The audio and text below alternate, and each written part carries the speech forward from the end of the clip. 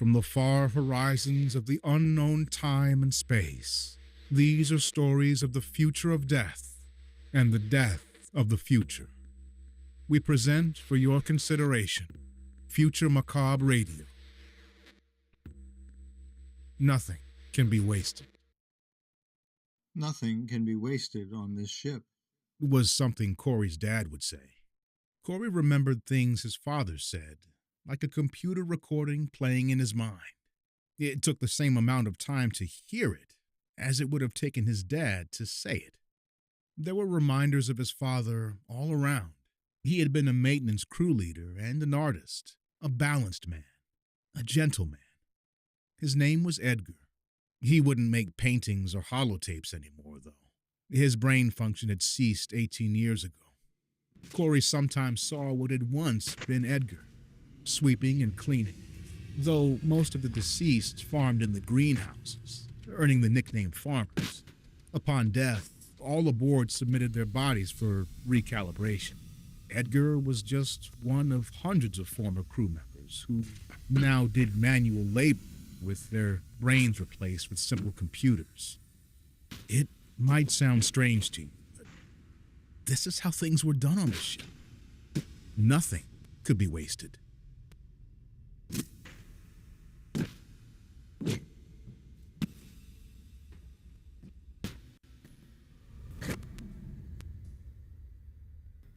When he was only 8, already a curious young thinker, Cory sat on a park bench in a hollow room on deck 208, the closest to the quarters they shared.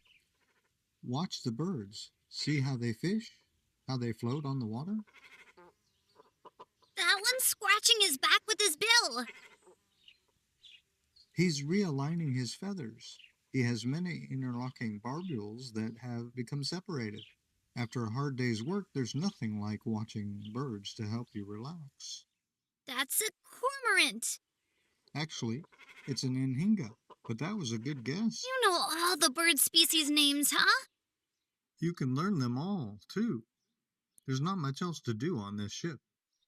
I watch these birds so often, I've memorized their recurring flight patterns. Back on Earth, birds moved unpredictably. To save memory, the computer replays behaviors and movements. And the birds were alive back on Earth? Yes, they ate real bugs that could have pollinated flowers and seeds that could have grown into trees. All of creation was linked together in an ecosystem. Even the birds' droppings would be digested by bacteria in what was called a microbiome. There is so much to learn about biology and the interactions between different living things. Microbiome. That's cool. That means small? Here on this ship, only humans are alive, right? There are some spiders and fruit flies. On a ship this big, there's no way to prevent it. The farmers are alive too, kinda, but they behave more like fruit flies than like us. There, did you see how that bird dove? Exactly the same as before. Cory and Edgar spent Sundays like this, watching virtual birds eat virtual fish and talking about the world's mysteries. On their walk back home to their quarters, they encountered some quiet farmers engaging in cleaning and walked by, ignoring them. Cory knew that one of those workers had once been his grandfather, Carlos. All the farmers had once been alive and talked with their families and ate meals together. But they didn't need to eat anymore. In the greenhouses, more farmers tilled soil, weeded, planted, and watered with predictable, repetitive motions. One day, Cory, too, would join their labor force, as would any children he raised. Back in their quarters, he drank water. Every drop of his urine would be filtered and recycled in the life support system, as nothing could be wasted.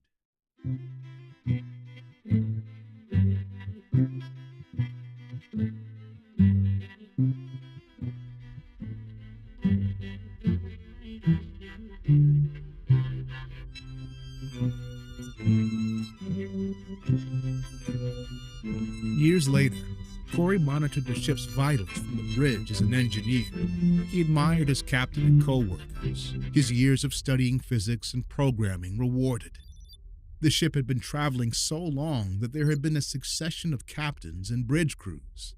They wouldn't reach their destination for many more generations.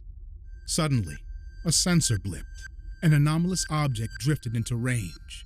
Cory's fingers danced across the touchscreens, instructing the computers to assess. What could this be? All right. What have you got there? An asteroid? Seems so. It's not very dense.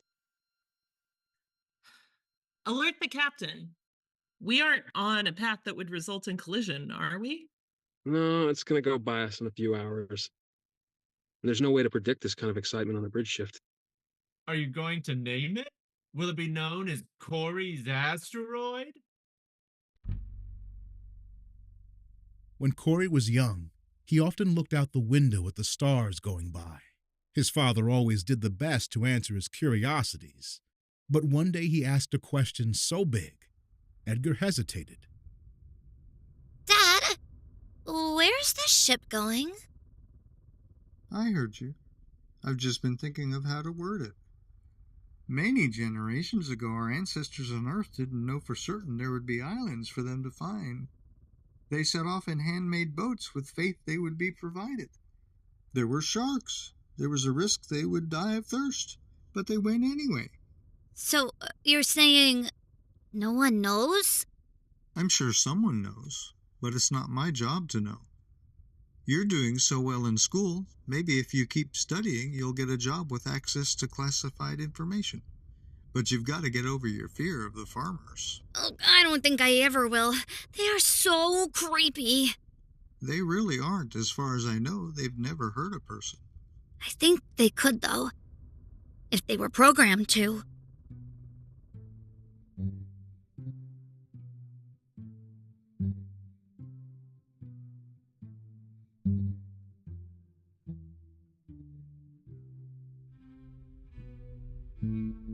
Back on the bridge, now a confident adult, Cory noticed a gradual change in the trajectory of the asteroid. Susan, look at this. The asteroid moved. Well, yeah, it moved. It's hurtling through space. I mean, it somehow changed its path. It must have some kind of propulsion system. This isn't an asteroid. It's a camouflaged ship. That's ridiculous. You mean it has passengers? Sensors aren't reading any warmth inside, but it seems to be aiming at us now. That asteroid is coming right for us. Impact in 20 minutes unless something changes. Damn it. Computer, go to red alert. Where is the captain? He's still in his quarters. Captain, do you read me? We have a situation. Your presence is needed on the bridge. Now. Red alert. Countless days at this shift, and nothing ever happened. Danger. Suddenly, Cory was realizing this was going to be the most atypical day since he started working on the bridge. His mind froze, and he was taken back in his memories to another unusual day, nearly 20 years ago, when Cory's classmates walked to the greenhouses. Cory's teacher explained to them that all the farmers there had been living crew members before.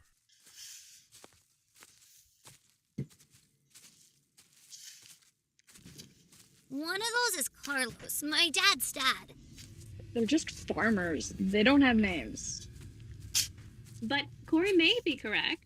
My mother is here, and your grandparents are probably among these farmers too, Kelly. But it's weird to call them names they had when they were alive. They don't need names. They're just stupid robots. The farmers used to be people, like you and me. Look at that one. Cory turned and saw what his classmate was talking about. One of the farmers wasn't pulling a hoe through soil or bent on knees and tending to young plants, but seemed to be trying to walk into the wall. He was facing the wall and struggling, lifting his legs and trying to walk where the wall was, but not correcting himself or changing, just repeatedly pressing his leg into the wall, lifting his leg and stumbling, then lifting it again, as if stuck in a loop. There must be something wrong with his programming. It can happen sometimes. That wasn't something I intended you to see on this trip. It's a little eerie, isn't it? Come this way, children. There's more to show you over here. Cory stared. He hadn't been frightened of the farmers before, but it shook him to realize that farmers could hurt people if they were programmed to. If a classmate was hurting you, you could look her in the eyes and plead with her to stop. But if a farmer was driving a shovel into a person thinking they were dirt, would telling it to stop do any good? Overwhelmed by this realization, Cory started to cry. Oh, look, the weirdo's crying now. Cory, the farmers aren't something to be afraid of. They're useful workers. We all have healthy food thanks to the farmers. They keep our hallways clean and keep the engine working efficiently. Come with us, Cory. We're walking back to the classroom. Some moments in time stay in a child's mind and affect them deeply. Cory appreciated what his father taught him, but he realized there were many potential dangers on the ship. He couldn't help but imagine a farmer hurting him someday. He often had trouble sleeping. The image of the farmer trying to walk, unable to press on, played in his mind like a holotape on repeat. Cory wasn't able to always avoid being in the same area as farmers, but he found himself ill at ease in their presence. 20 years later, bridge crew members James, Cory, and Susan are in a panic. Bridge crew log, stardate 701945. The asteroid mentioned earlier has somehow become attracted to our ship and collided with our hull. It's damaged decks 40 through 43. The thing has attached itself to us like a magnet. External cameras indicate its mass is approximately 9,500 kilograms. For now, the hull's integrity is maintained, but there is a massive indentation. Debris drifted away from the ship. The asteroid stuck to its side like a barnacle. It had damaged a sensor array and 16 panels of hull casing as it scraped against the side and then attached. Attention, starboard decks 39, 40, 41, 42, and 43. Go to underdecks immediately. Evacuate the area. What should I say? I don't know. Captain, we could really use your help about now. Where is the captain? On the view screens, they could see that all the crew had fled to deck 40. An eerie scraping sound indicated something alive on the other side was trying to get in. The energy shields around the ship prevented the breach from causing all the air on the deck to escape. But the engineers who designed the ship didn't anticipate a foreign object sticking to the vessel and hostile forces attempting to board it. A claw tore through the metal hull and a creature crawled through. It was covered with pearlescent plates, but resembled a quadrupedal animal, approximately bear-shaped. It was followed by two more, displaying slight color and armor variations. One of them opened its mouth and screeched. Among the passengers, a solitary farmer, who had no instinct to run when it heard the frightening sounds, was cleaning a window with repetitive motions. One of the creatures ran up to it, and with a lunge of its neck, bit down on the farmer's torso, cutting it in half with its massive jaws. The farmer's legs teetered, and then it hit the floor. I don't think those things are on a friendly mission. Just our luck. The first life we encounter out here, and it's murderous, nonverbal carnivores. We need some security, some guns. Guns? What are you talking about? Projectile weapons. People used to use them on Earth. Ugh, no one reads history on this ship. Security are people whose job it is to keep others safe. We don't have anyone with a job like that. How will we stop those creatures from killing everybody? Send the farmers down there. We'll need to reprogram them. The farmers? They can't fight. They won't be able to farm for us if they get torn apart. You've always had it out for the farmers. We need them. We won't last another generation without our farmers. What will we eat? They can make one final sacrifice. Maybe some of them, if they could decide, would prefer to lose their bodies fighting than drudge on forever. The captain isn't responding. We can't route the farmers to the invaded deck without his approval. That's mutiny. On the view screen, the grotesque organisms seemed to be searching for food. They moved clumsily, as if the gravity level was unusual, and left a shiny black tar behind them, some kind of putrid fluid that had kept them alive in cold space, now dripping off. Its acid began eating away at the plastic floor and wall panels. I'm senior officer and I give approval. We don't have a choice. Those creatures will kill everybody on this ship if someone doesn't stop them. I can reprogram the farmers with a simple priority toggle. They had a goal to maximize crop production. I'm telling them their new goal is to engage with those creatures and stop them from accessing the rest of the ship by any means necessary. As he frantically accessed the farmer programming protocols and hastily wrote new code, Cory wondered. There are other arcs of civilians out there, floating helplessly in space without weapons or security. Are these creatures space predators? And how often do they find prey? Dad would have been curious to study these animals or compare them to Earth's raptors, but there was little time for such scientific inquiries. Opening a subroutine, Cory accessed a program that sent signals to the farmers, and he gave them new orders. Shovels, spades, and hoes as makeshift swords.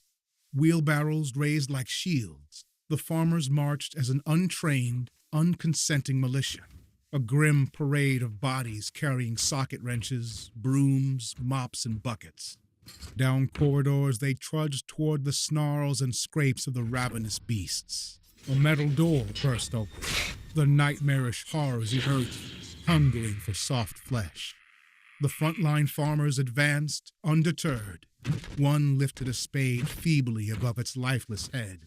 The creature lunged at him and swiped its massive arm, knocking down 3 farmers with a single blow. Another bit down into the side of a farmer. It picked up with its terrible mandibles, then recoiled as if it hated the taste. One farmer drove a metal rake deep into the back of a beast, causing it to screech in pain. No expression of satisfaction crossed over this unwilling soldier before it was knocked to the ground by a massive clawed arm. Another farmer seemed to look around for a melee weapon to fight with, and finding nothing conventional, it improvised, picking up another farmer's severed arm and began swinging. Farmers lost their heads to the swinging claws of the rabid Salians, but still fought and piled on, weighing them down with dozens of farmer bodies. This lopsided battle went on for several minutes. Cory watched on security cameras until only one monstrosity was left standing. It stumbled among the hundreds of corpses as if it were injured severely, exhausted, partially blinded from numerous impacts to its head. The damaged beast appeared to be furious. Well, I'll just erase those security recordings. No one should see that. Look, that one is still alive. We're almost completely out of farmers. I have an idea. Damn, it's heartless, but it's gonna work. It has to. How many farmers do we have left?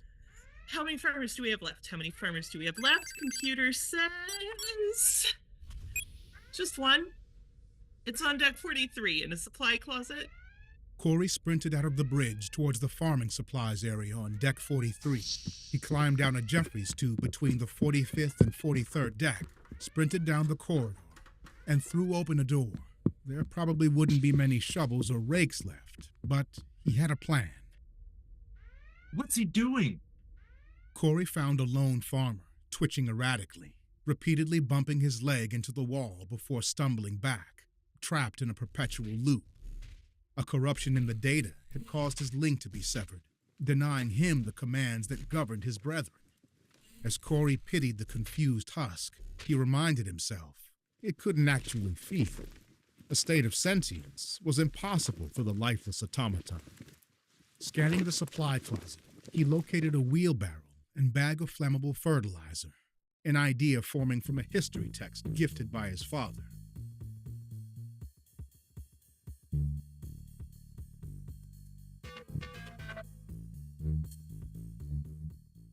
Cory, I found the captain in his quarters. I've got some bad news. Hey, I'm a little busy here. Can it wait? It's funny, really, if you have a sense of humor. There's a note on the table that just says the boredom. That's all it says. That's all it says. That is really not helpful information right now. I'm so sorry, pal, but you're going to have to save us all. I will? No, I was talking to the farmer. Oh. The farmer's head swiveled towards Cory, eyes devoid of life, mouth unmoving. It merely responded to stimuli, unaware of its fate. Guilt gnawed at Cory as he poured fertilizer into the wheelbarrow, gesturing for the automaton to transport it down the hall. Just then, the unmistakable sound of the last desperate alien was audible on the 43rd deck. It had climbed from deck 40, searching for sustenance. The horrific organism was snarling, shuddering, anguished. I salute you, buddy. Seriously, you're braver than anyone I know. I'm sorry. I'm so sorry. What you're gonna do today, what am I doing? Kind of giving you a pep talk like some kind of sports coach? Cory sparked a small fire on the farmer's shoulder by shorting 2 severed wires. He gave the farmer a push on the back and ran in the opposite direction.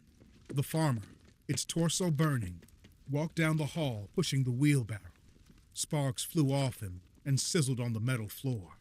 The aberration froze, entranced by this blazing figure, unlike the other inconveniences it had dispatched. Emitting a beguiling light and aroma, the farmer began to run down the hallway, pushing its flaming delivery. Go on! You can do it! Ablaze with flames, but determined, it rammed the injured creature with the wheelbarrow. Smoldering fertilizer and corn husks spilled onto its chitinous shell, seeped into the crevices in his armor, and the flames spread and burned it alive. Hissing sounds emerged, and a pained wail. It flailed and shrieked. The farmer's torso had burned away. Its skeletal legs revealed its flesh had been burnt off. The last of the strange beasts was now dead. Its remains smoldered.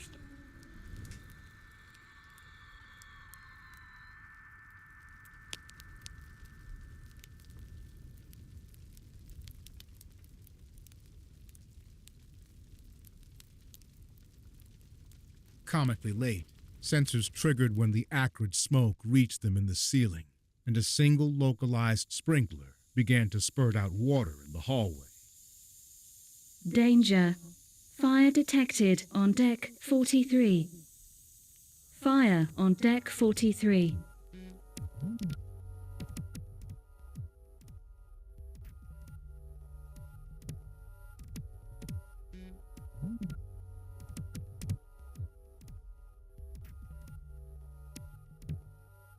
When the invasion was over, we lost all of our farmers. 3 generations of the dead who farmed for us and cleaned for us are now gone. We'll have to farm for ourselves. We survived, and thanks to them, we have a greater appreciation than we previously could have imagined. It turns out, farming is a lot of work. Who knew? Please, I'm trying to give an inspirational speech here. Let's make a memorial. We've never had a graveyard before, but now we need something to remember them. We don't have any space to bury their remains. But for each of them who died a second grisly death, draw a silhouette in white on a gray wall. Here, on their Gettysburg, their Alamo, their last stand. The other passengers gave confused looks, revealing they had no idea what he was referencing. Cory drew a silhouette for Edgar and one for Carlos. He drew a little bird above their heads. He then began drawing more and drew a wheelbarrow on another. The colonists understood, crudely etching human outlines throughout decks 40 through 44. For his bravery and improvised solution to the disaster, Cory was granted the position of captain. I think Cory should be our new captain. Just me? Anyone else? The massive ship continued on its journey, with many fewer inhabitants, now more aware of the dangers of deep space, and more appreciative than ever of each bite of food.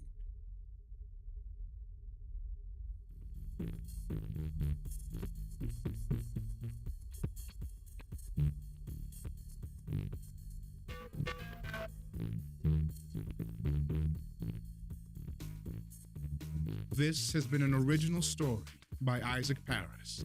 Thank you for listening.